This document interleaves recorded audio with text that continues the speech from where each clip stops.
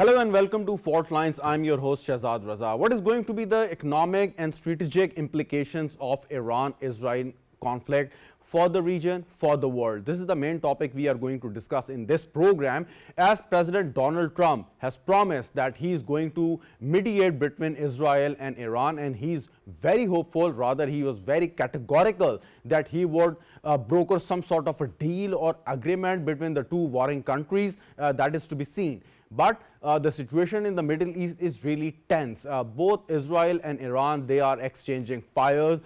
We have seen, and you have seen the video footage on the different television news channels, that Iran has responded in a befitting manner against Israeli aggression, and there were the scenes of destruction all over Israel in main cities, what we were seeing in the occupied Gaza and in Iran. So Israel has tasted what he has done to other countries, especially to the people, helpless people of Palestine and other countries. The main aggressor in the region, Israel, is now facing a determined rival, read Iran at the moment. So all across the world leaders are condemning the unilateral strike by Israel, and the friendly countries, the Muslim countries, despite their political, diplomatic or ideological differences with Iran, they have synced their voice condemning Israel, and they are supporting the narrative of Iran. What they are saying is that it is not feasible for any country, it is not justified for Israel to go all the way and bombard main cities of Iran, start assassinating the top leadership of Iran, or start targeting the nuclear sites, military sites, and the civilian population of the Islamic Republic of Iran. So Iran has won the war of narrative. Iran has proved that despite its economic restrictions, despite all the pressures, despite all the sanctions, despite the economic inferiority, it can withstand the rather large, economically powerful, diplomatically influential enemy like Israel. I mean, that is the lesson which is to be learned, and Iranian has proved that they are the people who would not be subjugated or who would not be dictated by the forces like Israel. So this is the very hopeful and very welcoming statement from United States President, that when he says that he would and he is very hopeful, and he is 100% sure that he would broker some sort of a deal or agreement or manage a truce between Israel and Iran. Pakistan has made it very categorical. The Prime Minister, the Information Minister, the Foreign Minister, the Deputy Prime Minister, that we are standing by with Iran, because it was really not justified. It was professional, it was unethical. It negated all the international laws, norms and ethics when Israel went all the way and attacked Iran. And people are also asking question, when Prime Minister of Israel, Mr. Netanyahu, he claimed that we defended our country and Israel was months away from developing a nuclear device. So the people are questioning his statement, and it reminded me when United States of America and all its allies, they invaded Iraq searching for the weapons of mass destruction, and in the end it proved that there was nothing in Iraq, and that invasion was just to oust the then ruler of Iraq, Saddam Hussein. So the regime change, this conspiracy of bring about some sort of a regime change in Iran, it gave some sort of justification that is the invasion of Israel on Iran was some sort of the part of some sort of a grand conspiracy to bring political change in the region, because in Iran at the moment in the Middle East is probably the only country which is directly confronting Israel, and indirectly all those forces, including the United States of America, which are in fact at the moment supporting the state of Israel. These are some key questions and the points which we are going to discuss in this program. And in the studio, I'm being joined by Mr. Fahim Sardar. He's an economist, analyst, and very well-known personality. You've seen him on the TV time and again. Thank you so much, Mr. Fahim Sardar, for joining me. General Raza Khan, very senior defense analyst, is also joining me on the video link. Thank you very much, General Saab, for your time as well. Dr. Salma Malik, very well-known expert in the international affairs, is also joining us on the video link. Thank you so much, Dr. Salma Malik, for your time as well. General Raza, first, I'm coming to you, and thank you very much once again for your time. What is your estimation, and what does your experience say that what is going to transpire in the days to come, in the weeks to come, in the months to come? Because the both countries, they are exchanging fire according to their own capacity, according to their own capability. But what exactly do you think, what shape this conflict is going to take in the months, days, or weeks to come? Okay, first of all, I'd like to state that whatever is happening in the Middle East is going to impact not only Israel and Iran, but all the countries who are neighboring Israel and Iran. I would particularly refer now to the Israeli attacks on the Pars gas field in Iran, which is the biggest gas field in the world. This gas field is also shared by Qatar with Iran, and I think that's a very, very serious provocation. And I think it will endanger the Straits of Hormuz. Also, the Straits of Hormuz is a very narrow straits between the Persian Gulf and the Gulf of Oman. And at some places, it's a choke point. It's not more than 21 nautical miles.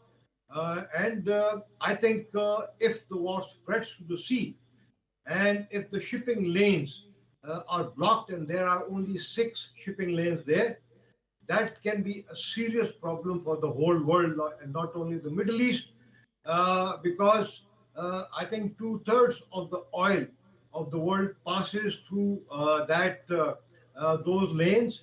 The shipping costs and the insurance costs in that area, they have already doubled or tripled.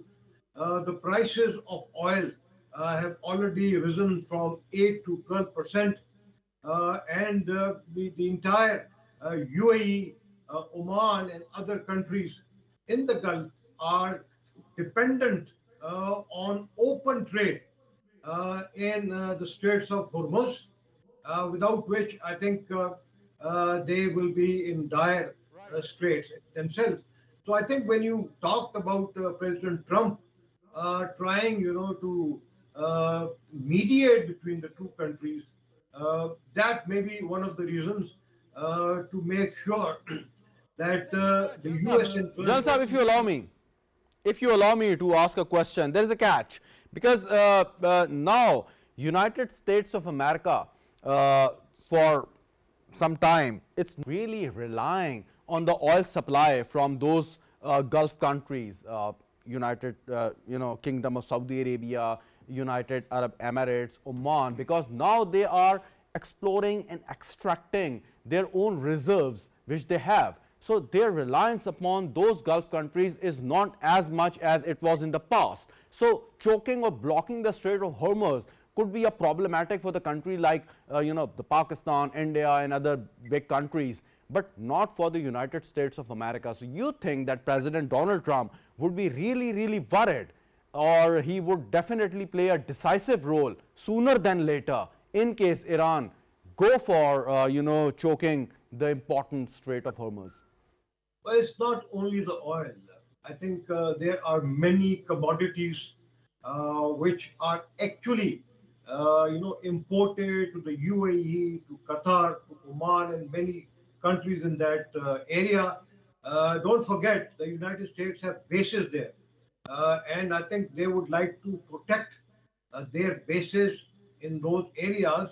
And if the Straits is choked, the United States' ability is going to be severely curtailed, and they have actually carried out a number of exercises on this. And they have declared if Iran can choke the Straits of Hormuz, it would actually push the United States into a direct conflict with Iran. And probably, Israel may want to do that. But I'm sure, the American government and the American public, they, as you are aware, opinion is divided, sharply divided, even within the United States, because President Trump has always been, talking of his image as a peacemaker. But here, the whole world and the United States is seeing that it is actually war has been started, and the United States probably, I think it approved what Israel wanted to do. Also, there are these MAGA supporters, which says America is first, and that America should not be dragged into a war which Netanyahu wants him to do. So opinion is divided, and I think that is another reason why President Trump is now talking about a mediation. He's been actually talking and threatening Iran that if the revised JCPOA, Iran does not agree to that under the US term, then Iran will face military consequences. Sir, let me include Dr. Salma Malik here. Dr. Salma Malik, Saira, first of all, for the convenience of our viewers, can you just define what exactly the Strait of Hormuz is and how important strategically it is for the countries like Saudi Arabia, United Arab Emirates, Iran, and Oman, and other countries all over the world? Okay, thank you so much for having me in the program. As Shahzad was also pointing out about the significance of the strait, these are narrow water channels through which trade takes place, right? And there are certain straits in the all over the globe, which, when you look at them on the world map, they appear to be very, very narrow areas, but they amount to almost the entire maritime trade and commerce of the entire world or country all over. And the Strait of Hormuz being one of those. And of course, the Persian Gulf, because it enters into the Persian Gulf, and Iran is sitting and monitoring that. This has always been a strategic, not only it can be a waterway and a channel through which trade and commerce may take place, it is also a potential choke point. And it remains a potential choke point because it entirely depends on the type of volume of the trade that is happening. If you may recall, there was a time, I think a year or two back, when a particular ship liner ended up blocking the channel through Egypt. And that caused significant loss of trade and commerce for weeks. That it was stranded in that area, and then they had to change the course and direction of that ship, and it took them a lot of time, and only that. And then you realize how vulnerable global trade and commerce ends up becoming when such situations may happen. An accident happened, or inadvertently countries end up contributing to choking such strategic waterways. And if Iran ends up doing that, because even Yeah. during the peacetime, If you allow me to ask a yes, question, I'm sorry to cut you. If you allow me to yes, ask a please, question, please.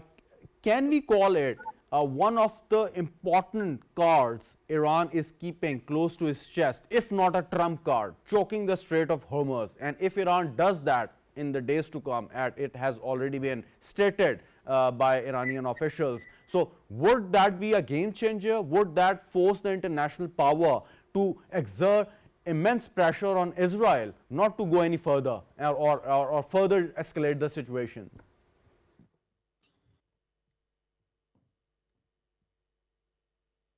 Dr. Saiba, I'm asking you this question.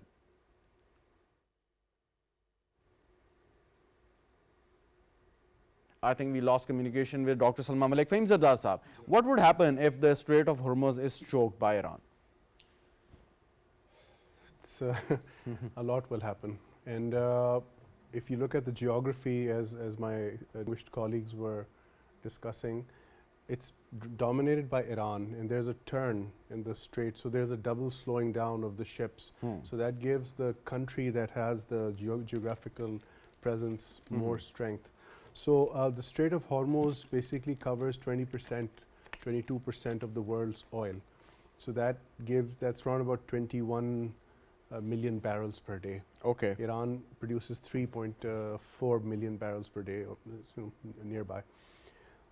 We have to look at it from a very different angle. This is not just about someone blocking something. This is a counter choke. Iran has already been choked through sanctions, not by the United Nations, but by their unilateral sanctions imposed by the United States of America. They're not UN sanctions. We have to look at it from that perspective, that this is going to be a counter choke. But this is then it's what's known as a death grip. Who can have the death grip? That's where things are going to. In economics, prices of oil are going to rise. They've started creeping up. Already? Yeah, from $65 or $67, they've 70. It depends which crude you're looking at. But this is basically the OPEC area. So OPEC is going to get hurt pretty bad. And OPEC is basically run by Saudi. Now, this is getting more and more complicated as you look at it. Iran is not alone. Let's not forget. Pakistan has been supporting Iran. And this thing is not going to end so quickly. This thing is going to drag on for some time, and we can expect that the Strait of Hormuz is not the only place where we're going to find some problems. Let's just take 2 steps back. Iran has hit the Haifa oil facility. So as we can see, the Israeli economic areas are now directly being hit. Perhaps Iran should have done this long ago. That's where it really starts to hurt. When a strategic nerve center is hit, I'm speaking purely in economics terms, lacing it with war and whatever, that's where things start to really escalate. But they sometimes also bring in the end of a conflict. I don't see an end of a conflict coming very quickly because Israel is a mad country. It has no logic. It's living on the 53 vetoes that it has enjoyed since 1971. Pakistan has gotten only 1 veto since 1947. So, and no country on earth has gotten 53 vetoes. This is a joke. I mean, every year and a half, they get a veto. So basically, it's living on life support stuff. And they cannot, this is my last point, they cannot afford to back down from such a strange assertion from which they are not able to sustain themselves. We have seen time and again in the past, and in the very near past, that the economics, it played a very vital role maintaining a balance between the 2 warring countries or 2 rival countries or 2 competing countries. Take India and China, for example. Although they have serious border conflicts, but still, because of their economic, cooperation or the trade, they managed to overcome all those challenges. So you think when either OPEC or the GCC countries, they have so much sort of economic interest vis-a-vis the Strait of Hormuz. So Iran, by just threatening of choking that important waterway, that would be enough pressure on all those Gulf countries if they decide to collectively pressure the United States of America to play some sort of a decisive role, keeping Israel from go for any other further escalation. Would they be successful in doing so or no? Or you think that Iran, by just saying that, would have some sort of leverage or upper hand against Israel? I think, as you described, I think that is the intention, to create enough pressure to force Israel to back off, because Israel is not doesn't even have its own weapons. Everything is coming, from outside. Even the helmets are from the United States National Guard. So, I mean, when we talk about pressure, this is very important. But we need to circle back to a very interesting point you made. The trade between India and China is actually quite curious. It's quite uncanny. their trade of approximately $110 billion is all in favor of China. 70% of it is in favor of China. I, for the life of me, do not understand why India does it. Every year, India is doling out around about $40 to $50 billion to China's surplus. I don't know what the Indian economic managers are doing, but the Confucius theory, the Sun Tzu theory of fighting a war without fighting a war is in place. So when we look at economics, we have to also look at whether so it's on a lighter vein, we can say that India is just paying a ransom amount. Yeah. So when we talk about economics, and I will add a bit of national security to it, regional security, you have to sort of dig deeper. What is the economic impact actually? Now, here's where I get Machiavellian. Now, if Iran chokes the Strait of Hormuz, Iran is going to make money. Saudi is going to make more money. UAE is going to make more money. All prices are up. All prices will go up at the same production level or possibly lower. So that's me being Machiavellian and capitalistic. Wow. But you have to, when you talk about economics, this is what I'm trying to say is you have to look at the deeper impact, and that's why I brought up the Haifa oil facility. Okay, but it's more complicated than I assumed. But anyways, Dr. Salma Malik, are you with us now? Yes, I am. Would you like to, conclude your comment, which were you making earlier? And one question first to you, and then the same question to you, General Saab, as well. Mr. Netanyahu claimed that we invaded Iran because Iran was months away from developing a nuclear device. Was he speaking a blatant lie in front of his own people and to all over the world, or was that some semblance of truth in his statement? First to you, Dr. Salma Malik, and then General Saab. Right. We do know that Iran entered into an agreement previously, which was known as the JCPOA, which had assurances that Iran would not develop a nuclear weapons program, and on behest, then these Western capitals would incentivize Iran from not going the nuclear weapons route. However, the JCPOA did not work, and now Iran was negotiating with the Western capitals about reviving this particular deal. Now, where does that bring Israel? Israel has always very blatantly culled, I would use the term, the nuclear weapons program or the nuclear programs of any of its Muslim neighbors. If we look at the history, we had the Ozark nuclear plant being bombarded before it went operational in Iraq, in other places as well. So Israel basically just needed a pretext to attack Iran, and saying that we are doing it in self-defense and using all those statements. And do beware that one of the Netanyahu's very oft quoted speech that is being played all over the social media and other places says that there are two threats that we need to look into, one Iran and the other is Pakistan. And Pakistan is a nuclear weapon state, and Iran is a prospective nuclear weapon state. So it does not suit Israel altogether to have countries such as Pakistan or Iran, which are powerful countries, which have a very strong voice. Iran, unfortunately, does not really gel in its composition with the rest of the Muslim world or the Arab world. But the fact is that Iran is a custodian of centuries-old civilization, and it has always been at odds with the Western viewpoint. And the fact that Israel is saying that Iran was just weeks away from developing a nuclear weapons program does not entitle Israel from undertaking these actions. But it has always unilaterally carried out these things, been patted on the back by the Americans. And unfortunately, this is that playing the good cop and the bad cop approach. We do hear the type of sound bites that you just raised a very interesting point, and I would really like to discuss with you further about the ideological perspective of this particular conflict.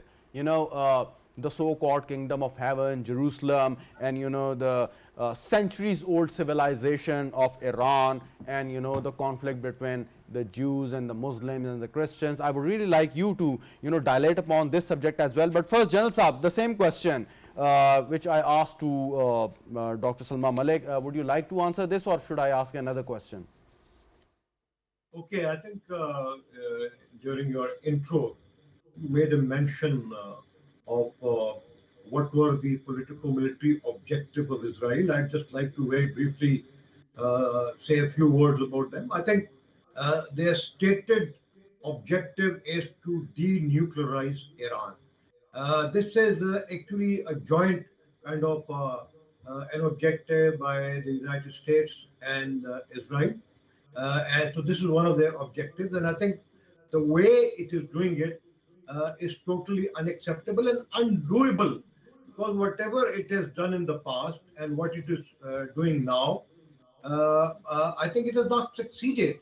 And it is against the international norms to attack, nuclear installations or enrichment facilities. The UN Security Council and many other organizations have talked about that. Israel tried to do that in 1984. They tried to, with the help of India, to attack Kahuta, but they were prevented because then whatever deterrence Pakistan had, I think they were aware of that, and they did not do that, but they're doing it now. The world is fortunate that no radiation has now leaked from the Natanz facility or the Bosher facility. And if that happens, then I think that radiation is going to cannot be contained. It will spread to all the countries in the vicinity of Iran, and that is going to be disastrous from the entire world. And I think that is then one reason for the United States to If you allow me immediately to ask a question here, General Saab, one question. In the two recent conflicts between Pakistan and India and between Russia and Ukraine, so they demonstrated the importance of having a nuclear deterrence. So you think one thing that which has proven time and again, and with the statement of Israeli Prime Minister as well, that at the moment Iran does not possess a nuclear bomb, but given the two examples, Iran, Pakistan, India, Russia and Ukraine, don't you think that it would encourage Iran to pursue to achieve that capability more than ever in the past? Don't you think that it would, really push Iran to achieve that capability, and that would be, maybe disastrous, maybe beneficial for the people of Iran? I don't know. You tell me. Okay. So, this is what happened in 2021 when Israel actually tried to attack the Natanz facility. And, it was, I think, only a few days back that the Iranian foreign minister said that once that attack was carried out, they actually enriched the uranium to 60%. According to the JCPOA in 2015, they were permitted to enrich uranium up to only 3.7%. So I think that can happen, that now, Iran will be more determined now to enrich the uranium up to 90%, which will then become weapon grade. But it has its own implication by itself. Coming back to what I was saying, the second objective of Israel is either to discredit the present Iranian government and regime, or to change it. That is not going to happen. I think this is going to unite the people of Iran further, and the opposite is going to happen. And I think the sooner it is understood by the United States and Israel, the better it would be.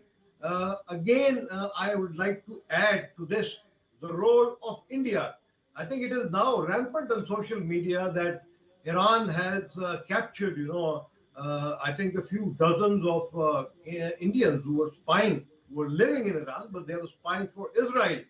And, that is corroborated by the stance of India in the UN General Assembly, resolution on Raza, where for the first time India abstained from that. Previously, they had been supporting such resolutions, and Netanyahu immediately called Mr. Modi to thank him for that. And I believe that whatever happened, Yeah, the first day even India did not support the SCO resolution, and India was basically shying away from, condemning Israel of its unilateral action, or even, giving a neutral statement at the moment. Janal Sahab, you are exactly spot on. Fahim Sardar Sahab, Ji. hypothetically asking, what if President Donald Trump managed to broker a deal between Israel and Iran, and there is going to be the lifting of sanction on Iran, and Iran is allowed to do free trade with the regional neighboring and the global countries. What would be the shape of this region? Would there be some irritants like Israel and India not to to make sure that it would not happen? Or if it happens, how would that decision or that situation would change the fate of the common people and the countries in general? The word you used was hypothetically. So I mean, when we look at it from that perspective, and trying to be absolutely just and realistic, we're quite a way off from that situation, because now the gin is out of the bottle, and everyone is now claiming. You see, a more interesting thing which I have to point out is that I've noticed that small conflicts, small wars are now being used as opportunities by countries. Even I think we have made that assessment. It's a good opportunity to get your work done. Having said that, and moving towards Iran and Israel, that's a very strained relationship, and it's a very, frankly speaking, a slightly twisted relationship, because they both scream at each other, and they both are technically, the other's existence is dependent on the other. So it's a very strange relationship, or I would say a strange rivalry. I do not see peace very soon happening, and definitely not economic freedom. Why? Because that was the main point, that you choke, as I said earlier, you choke Iran so that they come to the table and they stop the enrichment, or they plateau it, or they start tapering it downwards. That's not going to happen. And I do think that if there is economic freedom, as you said, there would be a lot of peace, and that would outweigh any possible irritants. But that's going too far into, in my opinion, fantasy, because Israel has its own objectives, the GCC countries have their own objectives, Iran has its own objectives, and peacemaking appears to be not on the agenda, if you notice. And this, we can just look at all the discussions and everything. Everyone wants to go to war, everyone wants to try to flex their muscle. If economic freedom does happen, then definitely things like CPEC, INSTEC, and all these aspects will start to flourish. That would be good for everyone, but we do not see intertwining of interests on that point, because it's a live and let die situation. It's not a live and let live situation. Beyond this, the waters of Gaza, No, but there is gas. We have to be very fair and neutral, if not siding with Iran. Just be in the neutral observer or analyst of this entire situation. What Israel was doing months and years from now, that it was assassinating the top leadership of Hezbollah, Hamas, targeting Iran, the cyber attacks, the physical attacks, everything, and and putting the severe, strong diplomatic pressure on international forums. What Iran was doing is defending its own people and the territory, and asking the world community, to just understand what Israel was doing. What damage the Iran was causing to Israel in the past is known to everyone. So why would Israel go all the way, claiming, Mr. Netanyahu claiming that Iran was just months or maybe a month away from developing a nuclear device? I mean, do you think that it's understandable? To me, it looks like a joke. I agree with you. It's like a very bad joke, because all you have to do is Google his previous statements from the 90s, from the early 2000s and the mid 2000s. That man just says the same thing. He does not even change his statements, and he's always saying, remove Saddam Hussein and everything will be peaceful. Remove this and everything will be. Do this in Syria. Remove the S-400 from Syria, which were removed, by the way. and we will be happy and this and that. So I mean, as you said, it's a farce. It's a farce, and we in international relations and geopolitics, one has to take things with a very serious eye. You cannot allow these fantastical things that were droned up in 1897. You can't allow these things to rule us. And when it comes to economics, just my last point, economics will come when there is absolute stability. And when we talk about stability, there has to be military stability from all sides.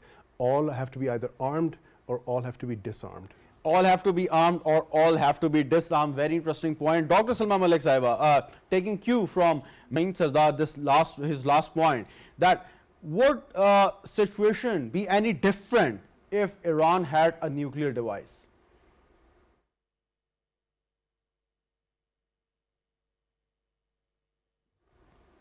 Dr. Salma Malik Sahiba, can you hear me? Can you just unmute yourself? Can you just open your mic? Yeah. Thank you so much.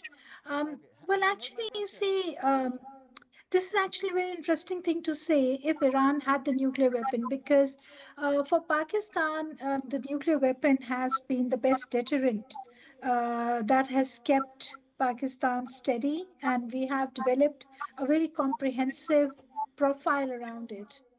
And this was very much visible from the May 2025 war as well. Now, would Iran be allowed to make its own nuclear weapon? Iran has been trying. There were other Muslim countries also which tried to develop their nuclear weapons potential, but we have actually seen that in their case, there was a full throttle effort and a successful effort led by Israel that did not allow them physically to develop their nuclear weapons program or the nuclear program altogether.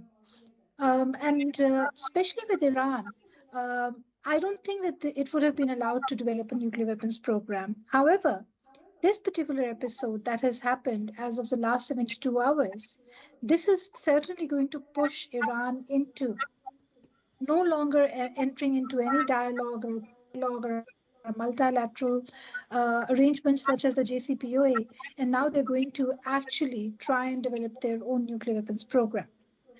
Because now they would feel that any type Dr. of Saiba, negotiation is of no use for us. but my point is that Iran is equally threatened from Israel, because Israel at the moment, according to unofficial estimation, has between 200 to 400 nuclear devices. So if Israel is equally dangerous for Iran with the nuclear capability, how could Israel can be justified saying or asking or even threatening or pressurizing the world to keep Iran from developing the same device? I mean, it's a simple maths. But you see, we are not talking about a just world order.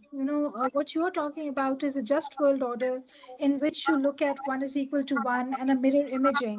Here we have Israel being raised as a regional bully, and any other country around Israel or close to Israel or not even sharing the border, in case of Iran, if it appears to be a potential threat for Israel, it has to be eliminated or it has to be schooled to a point where it is no longer a threat for Israel at all. Right? And unfortunately, when you look at the current situation, there are certain Muslim countries which are siding with Israel. And even in the previous months, when there was sorry, are you saying something? No, I'm not. Just finish your sentence, Yeah. sir. Ma'am. So when there was this tit for tat drone swarming taking place from Iran to Israel and from Israel to Iran, we had some brotherly Muslim countries which were using their missile shields in favor of Israel. So we really have to look at things from a very different perspective. The fact that Iran is a country, despite being a Muslim country, it is not exactly considered to be the best country in the Muslim committee of states because it has a very different ideology, it has a very different way of looking at it. Iran, despite being one of the heavily sanctioned countries of the world, has managed through these decades its own defense system. It has a wonderful economy. The state, society, and the governance mechanism are wonderful in Iran. And that is something which keeps the Western world really troubled as to how Iran can actually, despite all of these sanctions, keep going. But again, it comes to the point you have to also look at the pattern. There were incidents in the past where Iranian nuclear scientists, technicians were targeted and assassinated on road, in That other brings me, countries. Dr. Saiba, that brings me to my final and very important and the core question. And General Saab, you are the best person to answer this question. I mean, there are arguments, there are people who are saying and telling us the doomsday scenario that after getting rid of Iran, after dealing with Iran, Israel and all its allies would come for Pakistan. Do you think that this is going to be the case? If yes, God forbid, are we prepared to deal with all those, the forces of menace, all those satanic forces? What do you think?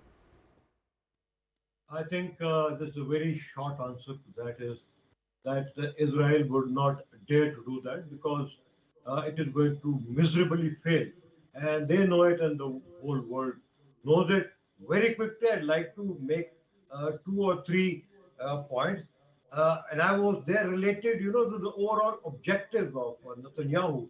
And again, a major objective is that the no confidence movement, which was supposed to be done under for him, in the Knesset, that has been postponed. So he's achieved that very objective. I think he has succeeded, and he is very happy about that. Also, please keep in mind that it is not only the United States and Israel who are not happy about Iran obtaining nuclear weapons. There are many countries, unfortunately, even in the Middle East, Muslim countries, who consider Iranian nuclearization as a threat to them. So that has to be kept in mind. And let me also very clearly say that whatever response Iran has undertaken, I think for the first time it has made Israel very, very insecure. And the diaspora from the world, there are reports in Israeli papers that they're so scared that they want to leave Israel. Economy is flying out of Israel. People are going out from Israel. And I think that may be one reason again where Mr. President Trump wants to stop this war. I'm sorry to cut you. Let me ask you a very, very direct question. So, is there any distinction that this is the list of countries which have a right to have a nuclear bomb, and this is another list of the countries which don't have the right to have a nuclear bomb? Or you think that every country in the world deserves the right to have a nuclear capability?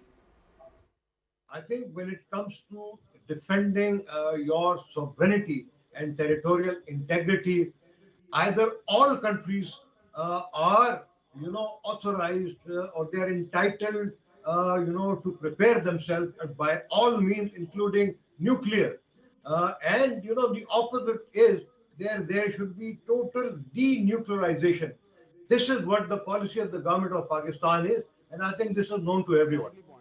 Very rightly pointed out, General Saab. Very, very rightly pointed out. Any last comment, Fahim Saab, on this? It's going to be an interesting time ahead, but we have to really take things very seriously because now economics is being attacked, oil fields are being hit, Dimona is going to get hit at some point, and we have to bear in mind that the price of oil is going to rise. There's going to be a lot of movement in the markets, but we have to keep a stable head, and Pakistan, I think, has done a pretty good job in keeping a stable head. All right. Thank you so much, Mr. Fahim Sardar, Dr. Salma Malik Saiba, General Raza Khan, for your time. And thank you very much, viewers, for watching the program. Good night and Khuda Hafiz.